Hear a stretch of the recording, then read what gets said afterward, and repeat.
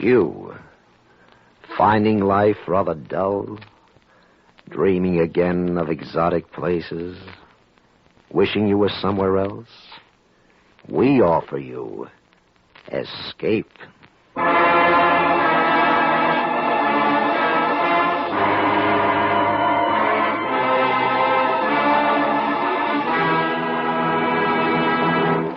Escape with us now to a placid English village and the company of an equally placid little man who one day shook the world, as H.G. Wells told it in his delightful story, The Man Who Could Work Miracles.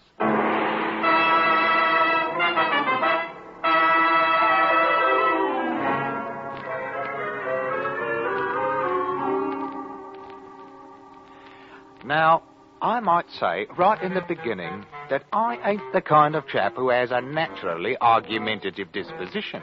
Oh, no, quite the contrary. I'm a reasonable man who always takes proper thought before he speaks, and one who has a due respect for scientific truth. Why, I ain't never opened my mouth to utter a word that wasn't a pure, undiluted fact. That's what you say. Howsoever, when a man of inferior intellect, such as Toddy Beamish has showed himself to be more than once, when a man like that insists upon airing his ridiculous opinions in a public place such as the Long Dragon Bar, then I've got no choice but to confound him with the superior knowledge which I possesses.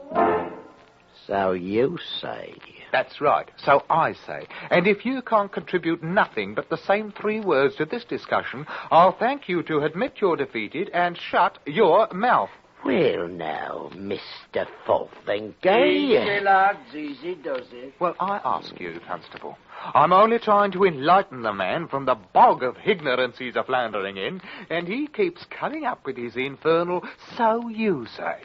Well, I'm a-wasting me words, that's all. If pints of half and half flowed across this bar the way words do, then I'd have retired years ago. Speaking of half and half, I'll have another of the same if you don't mind, Miss Bridges. Right you are, Constable. By all rights, Toddy Beamish, I shouldn't be wasting my time on you. But out of the goodness of my heart, I'll do it anyhow. Suit yourself. Now, let's take, for example, that pint of ale that you're holding in your hand. It's pretty nigh empty. Well, now, supposing, for instance, if that ale was to turn into wine. I never cared much for wine. Always liked ale better. Now, if that ale was to turn into wine, then you'd have a miracle. So you say. So anybody says. Or take that master padlock on Miss Bridges' cash box. Now, if anyone could open that without a proper key, that'd be a ruddy miracle. You leave the long dragon out of this. Well, perhaps you ain't even aware of the proper definition of what a miracle is, Mr. Beamish. Well, some is one kind and some is another, in a manner of speaking. If anybody left so much as tuppence on the bar as a tip, that'd be a miracle, all right. Well, be that as it may. But a miracle ain't of one kind or another, oh no. A true miracle is something contrariwise to the course of nature, done by the power of will. Something what couldn't happen without being specially willed to happen. And miracles ain't possible. Easy, lad, easy, no. Well, I wouldn't go so far as to say they ain't. It's your ignorance that's talking. Now, look. You see that lamp sitting there on the end of the bar, burning as bright as you please? I see it right enough. Well, now, that lamp, in the natural course of nature, couldn't burn like that if it was turned upside down and hanging in the hair. You say it couldn't. Mr. Beamish, do you mean to tell me... All right. Maybe it couldn't. And if it did, that would be a miracle. Very well. Now, supposing somebody was to come along, take me, for instance, and he pointed his finger at that lamp like this and said, "Turn upside down." Now, if it... Burning there without no visible means of support. Oh, I can't keep it up there much longer. Remarkable. It's highly remarkable. Stop it now, Mr. Fotheringay. Stop it immediately. That's my official order. Well, look out, Constable. Look out. There it goes. Now see what you've done, Mr. Fotheringay. My best lamp chimney, clean no more than an hour ago, smashed to smithereens. But I didn't try to do it. Oh, you know, you might have caught the place afire. Most irregular. And illegal besides, like as not. No more of it now. Do you understand? But I tell you, I didn't mean for You it and to... your silly conjuring tricks. But all I done was to point my finger at it like that, and I... Stop it now. Don't you dare. Well, that's all I done. In that case, Mr. Fotheringay, you defeat your own argument right out of your own mouth. And how is that, might I ask? If it weren't caused by some form of trickery, then what happened to that lamp was a miracle. Now, then, I ain't a holding with no blooming miracles. Held with him or not, as the case may be, Mr. Fotheringay, but you just stood right there and performed a real, true, honest, genuine miracle.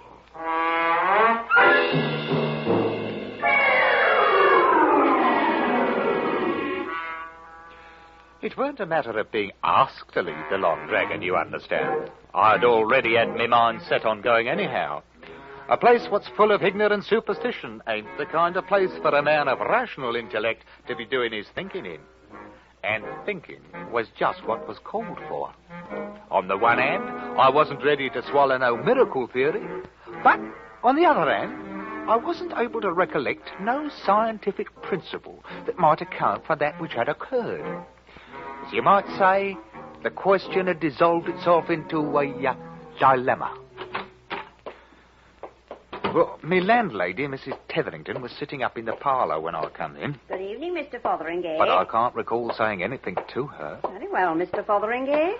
I went straight to my own room, closed my door, and lit the candle.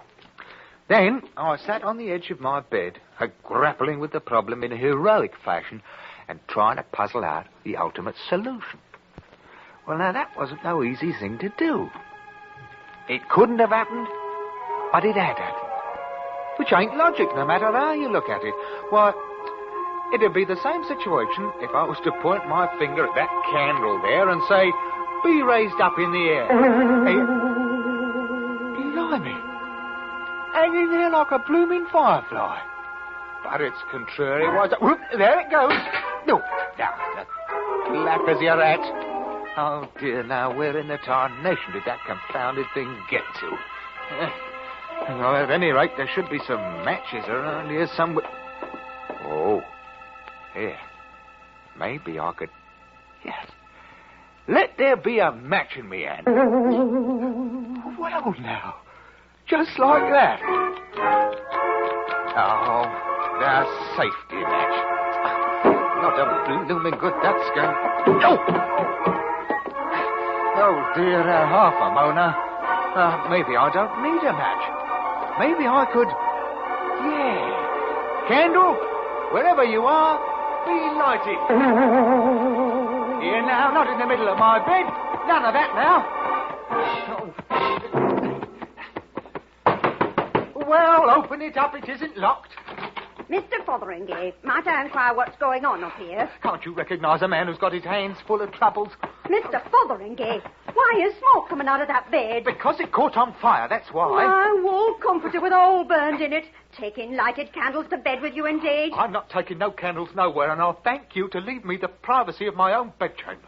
You've been drinking. On the contrary, I've been cogitating upon matters of science, which is far beyond the range of your feeble intellect. Well... Mrs. Tetherington, I might remind you that good steady rumours, such as a man like myself, ain't so easy to come by nowadays.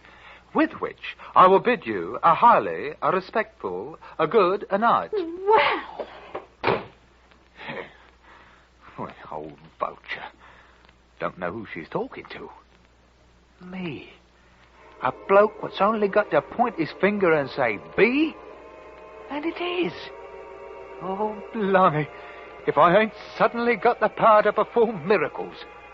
Real, genuine miracles.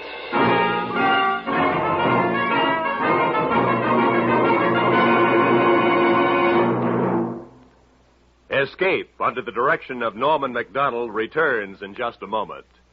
Tomorrow, New Year's Day, CBS will bring you exclusively the broadcast of the Rose Bowl game between the University of Michigan and the University of California.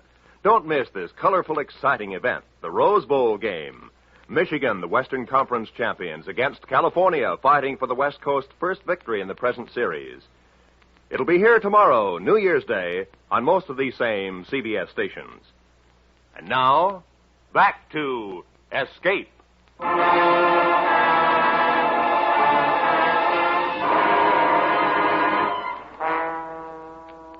Well, next evening after work, I went walking down the lane that leads around Millsdale's Pond, attempting to put me mental processes into order, as you might say.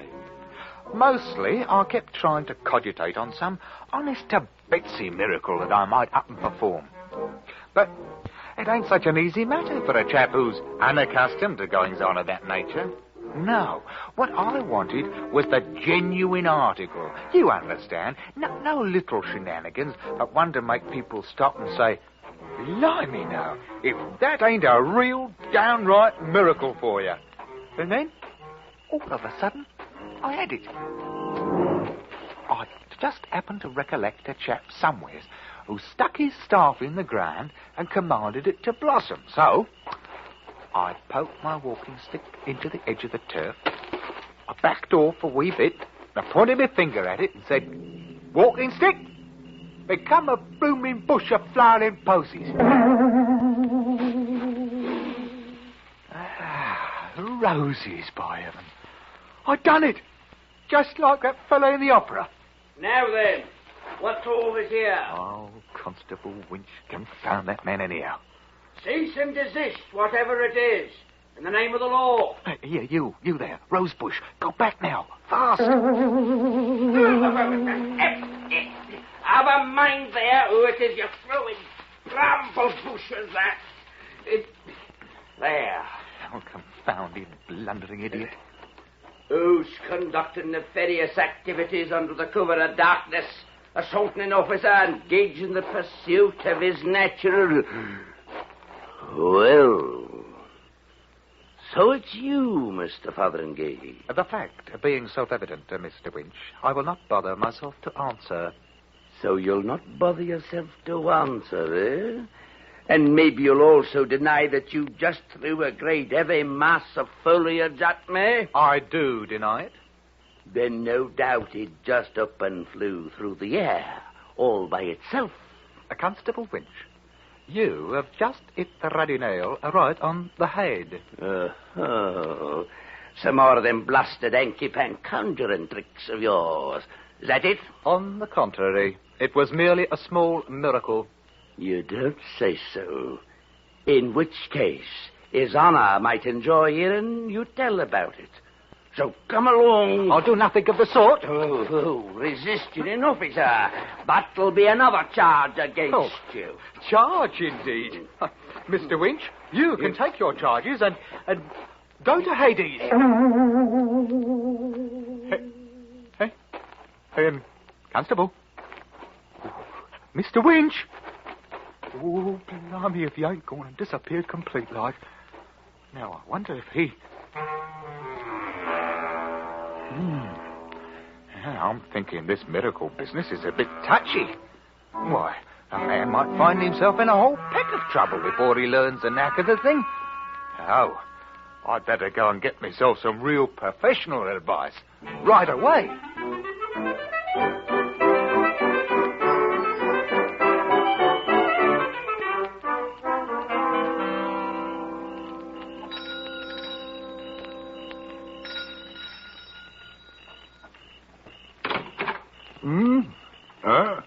Oh, good evening to you, friend. A very pleasant evening to you.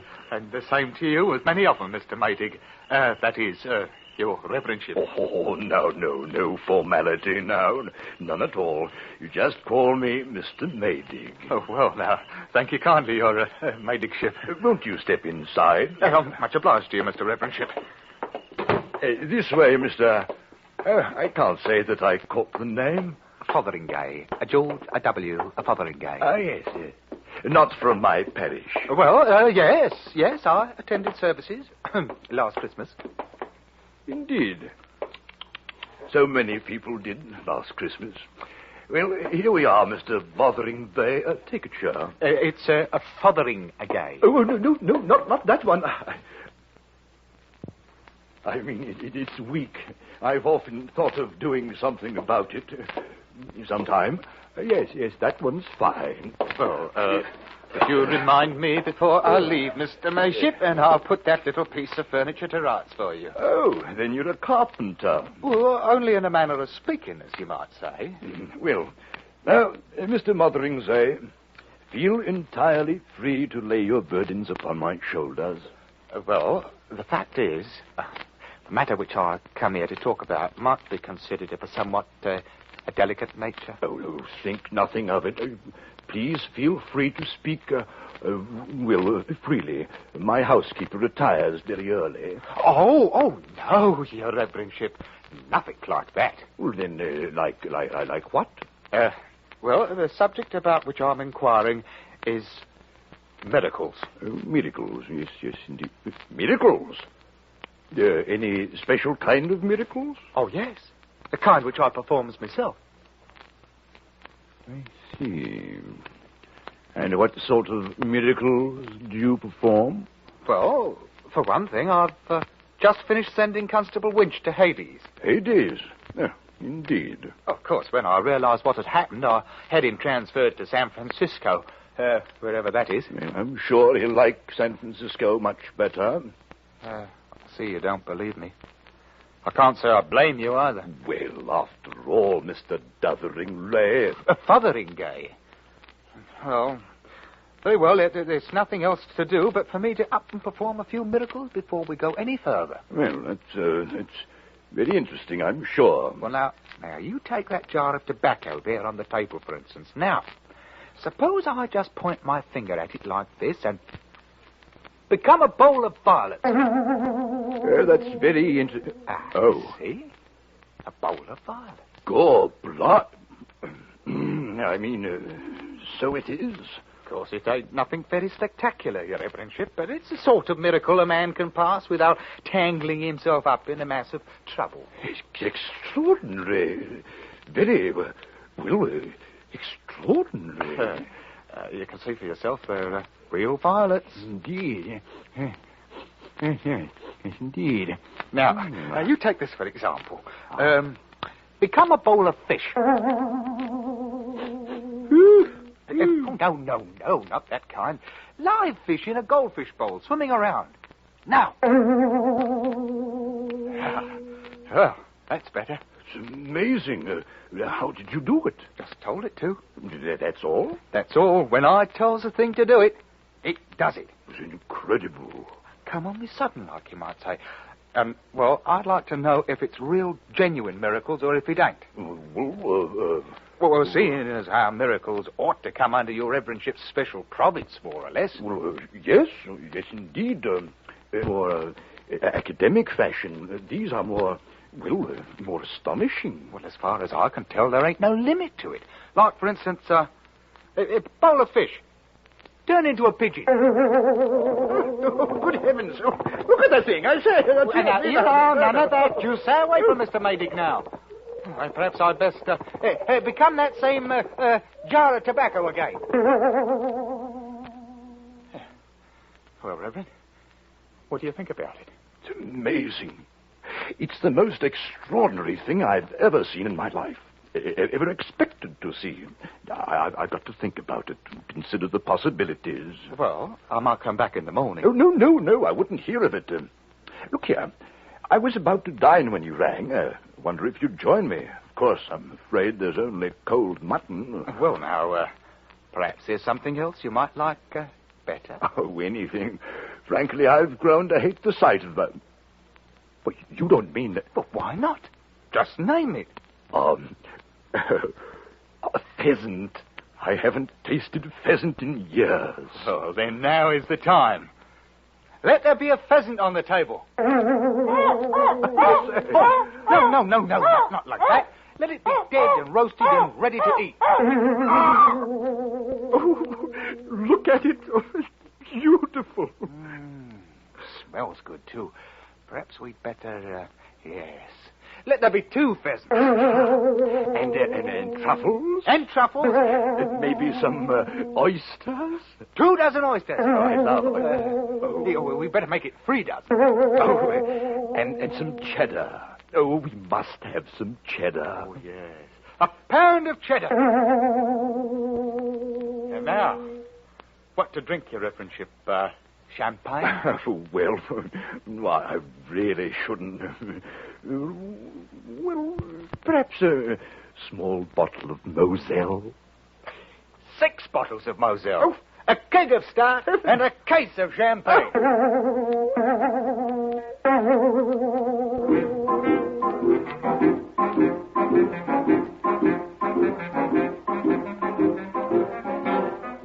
Well, there wasn't no mistake about it. I'd come to the right place for certain. Once Mr. Matey got over his first astonishment, he turned out full of ideas for brand new miracles. Things I might never have thought of, like as not. Well, we polished off that meal in no time at all. And an hour later, we was out walking in the dark streets of the village, turning out miraculous jobs so fast I fairly wore out my finger a-pointing with it. I couldn't begin to tell you all the things we'd done there in a couple of hours, but, well, we installed a new railway line, we drained Flinders Swamp and turned it into a meadow, we cured the vicar's warts, paved all the roads, eliminated taxation, reformed the Lord Mayor, and made all the girls in the village beautiful. Oh, these weren't any of your 8 miracles. All of these were big. And we went right on turning them out, one every 2 minutes, just as regular as clockwork. Well, by midnight we passed clean through the village, and we were walking along the lane by Millsdale's Pond, fairly tired out by all of that thinking and pointing and performing of miracles. Mr. Fotheringay, I've just thought of another one. Oh, indeed, and what might it be? The village clock. Listen to it now. Oh, it's terrible. Oh, that's true enough. It hasn't got a very melodious sound to it. Then, let's give them a good clock. A great, rich, booming one, shall we? All right, Mr. Maydig. Let that there clock become a genuine London-style cathedral clock.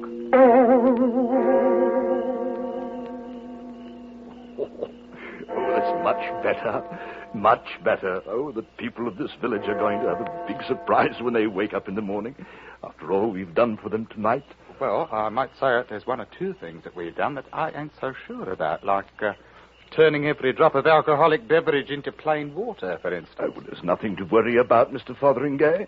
You can always turn out a miraculous pint or 2 for your own purposes, and it will reform all the drunkards in the village.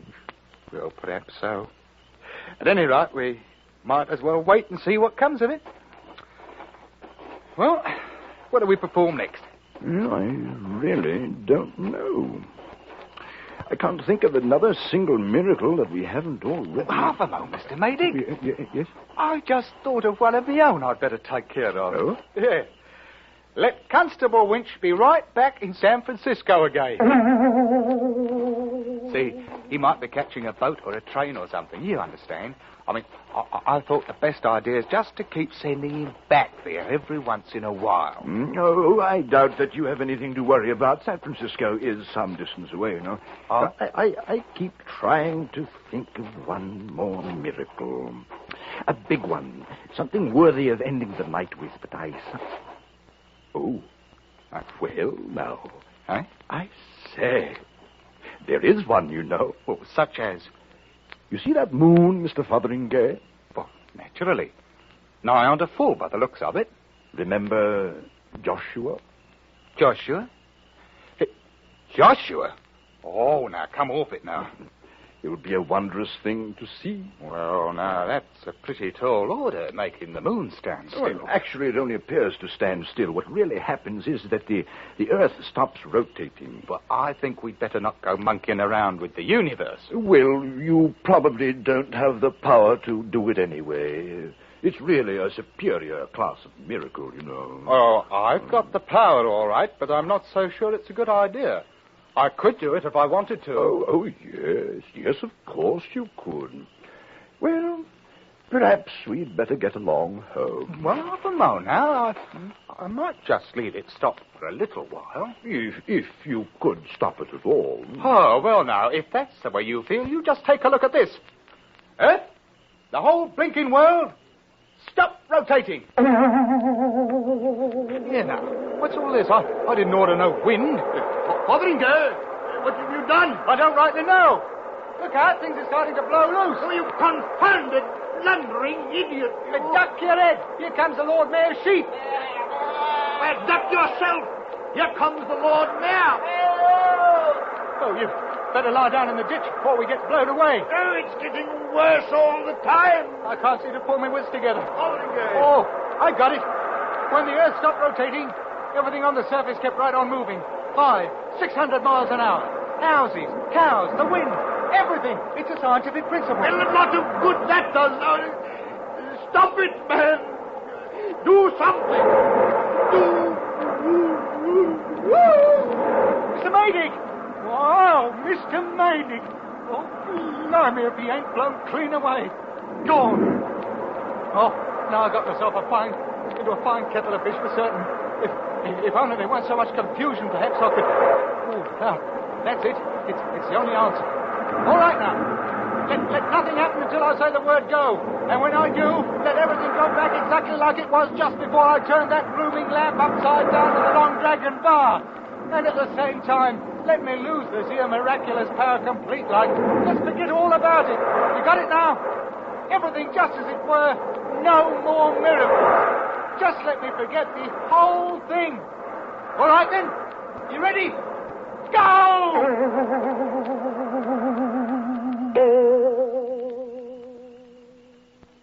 That's only what you say.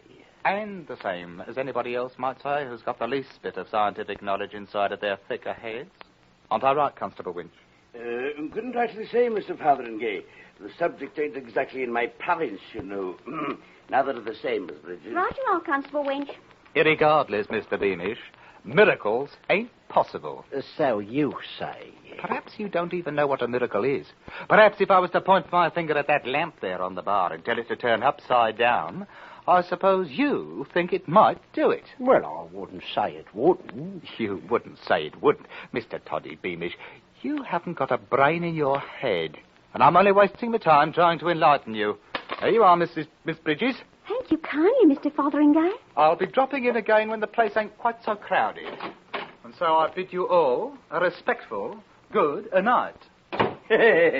Well, Toddy, I'd say you got the best of the argument tonight. Glory be, will you take a look at this? What's up, Miss Bridges?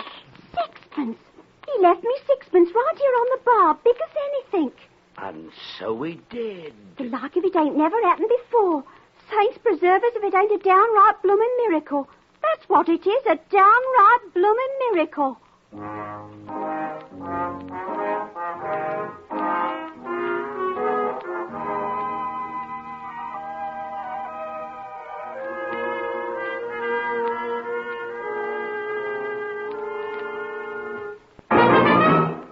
Under the direction of Norman MacDonald, Escape has brought you The Man Who Could Work Miracles by H.G. Wells, especially adapted for Escape by Les Crutchfield. Ben Wright was starred as George Fotheringay. Featured in the cast were John Daner, Lou Krugman, Eileen Erskine, and Wilms Herbert.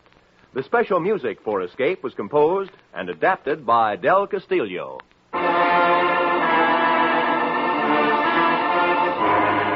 Next week, escape with us to the wind-swept peak of Mount Everest and the story of a man who sacrificed everything to climb it, as Leonard Lee tells it in his gripping story, Conquest.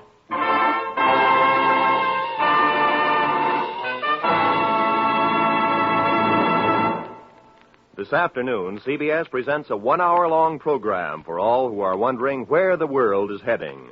It's called Challenge of the 50s, Years of Crises, and it will feature Edward R. Murrow and 10 outstanding CBS correspondents. It follows immediately on most of these same CBS stations. This is Roy Rowan speaking.